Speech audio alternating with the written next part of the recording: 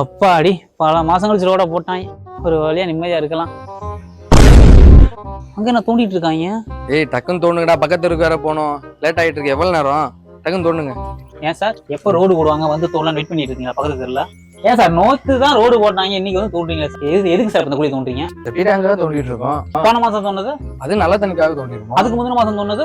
அது இந்த அவங்க வந்து கேபிளுக்காக தோண்டி இருப்பாங்க. ஒரே குழியா போட்டு மொத்தமா எல்லா வேலையும் முடிச்சு விட்டு போய் தள்ள வேண்டியதானே? நீங்க சார் தோண்டிட்டு போயிடுறீங்க, சரியா மூட மாட்டீங்க. மேடு வெள்ளமா இருக்கு, நடந்து போக முடியுதா? ஒரு வண்டியில போக முடியுதா? கொஞ்சம் அக்கறை இருக்கா உங்களுக்கு?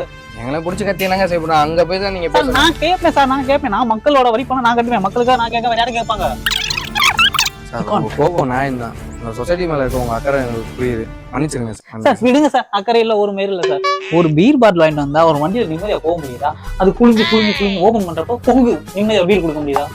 இன்னைக்கு தான் ரோடு போட்டாங்க, நிம்மதியா கொண்டு போய் பீர் சாப்பிட்டாங்க. திரும்ப வந்து தோண்டி விட்டு இனி புது ரோடு எப்போ போடுவாங்களோ